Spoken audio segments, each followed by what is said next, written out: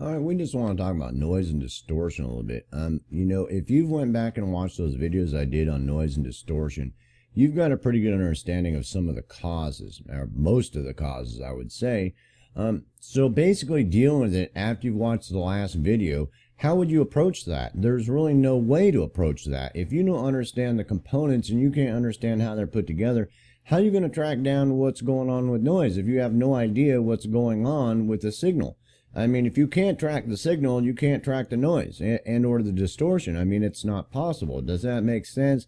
And you should understand that from watching those videos. But what you can do is approach it backwards, like we've talked about, and trying to see what's happening in the signal. And if you look around on the internet, you will find all kinds of things. People trying to deal with cheap microphones or microphones that they're using for, they're not using the microphone for the correct application. They think they're getting noise. They don't know if they got their noise. They might be having noise, or they got some other thing going on, or they just plain ass got noise from garbage microphone that they're trying to use instead of buying one that, a decent microphone, which can happen. And that, if you're going to buy a microphone anyway, if you're buying one for the studio, that more than likely that it's going to be probably very difficult for you to buy one that's a complete bunch of garbage. It's going to be fairly functional, and you probably be able to find some way to make it work for doing a whole lot of things, if it's even sold as a studio microphone. But the problems we come to is that, the issue with noise and distortion, and like I said, if you've watched those videos, you have a real good understanding of what's happening there and what that is. If you haven't, you need to go back and watch those videos. So what are we dealing with? We're dealing with, signal to noise ratio. And that's a real easy concept. We're dealing with total harmonic distortion that might be happening in there. And, if you go back and watch the video I did on harmonic distortion, that, you have a much better understanding of that. So we don't have to go into it too deep here. So what are you looking at? Basically, when you go, let's say I'm looking at this Shure microphone and the specs. So from the video before the last one that we were talking about the dynamic range, and one of the parts of the dynamic range was the self noise level. And so we discussed that. And that basically is trying to relate the noise in the microphone in that way. So basically, in a roundabout way, it's trying to explain to you the noise in the microphone and at what level you're not going to get it. Well, the problem is there's going to be distortion and noise in that microphone no matter what you do. There's just no way around that, So, they've gotten pretty good at it, but there is still noise and distortion there. So you're going to have some noise and distortion. Now, their answer to that is that, you've got, when you're talking about signal to noise ratio, that basically this number that you're getting is a direct relation to often 94 dB minus that from this self noise ratio. So basically they're interconnected. And for the most part, it's probably going to be all the information you're going to get on the microphone.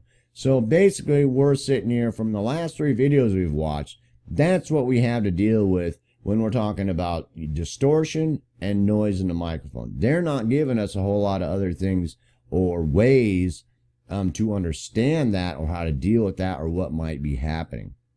So that's very difficult.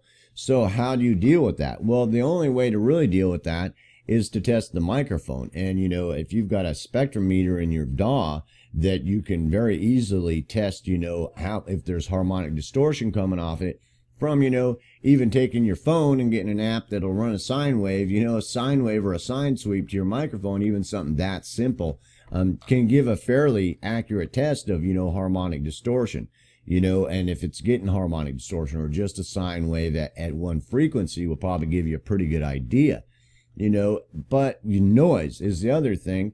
The only way to really see that is the noise level, you're looking at your spectrometer again, and where is the noise level?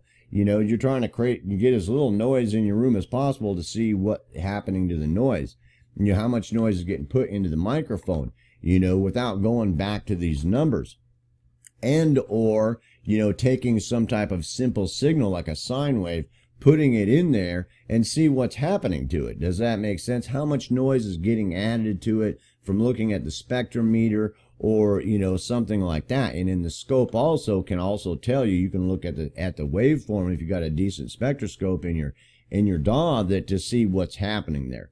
And you can also go back to this software like the REW to take a look at it and see if you can see, get any information there.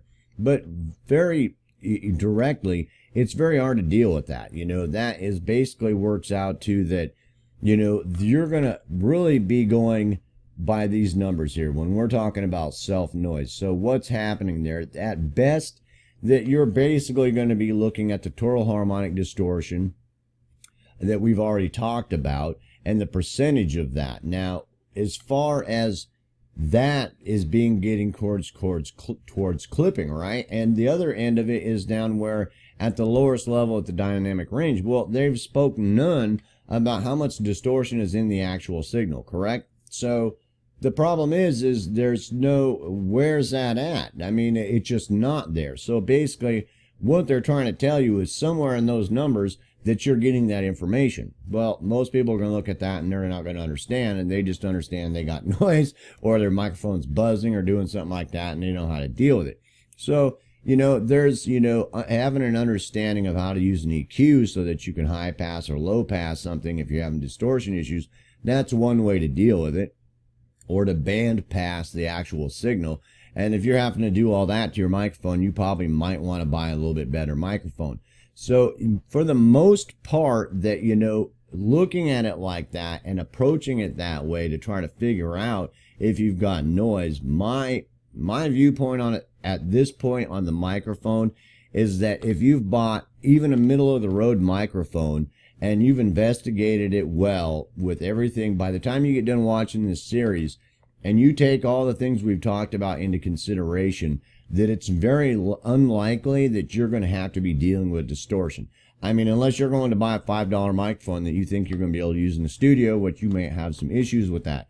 Do you understand what I'm saying? But, I wouldn't really, nowadays, and with the construction of the microphones, that by the time we get done with this series and you're understanding that you should be able to deal with those issues fairly well, and it shouldn't be something we have to actually address specifically, other than what we've already addressed so far as noise.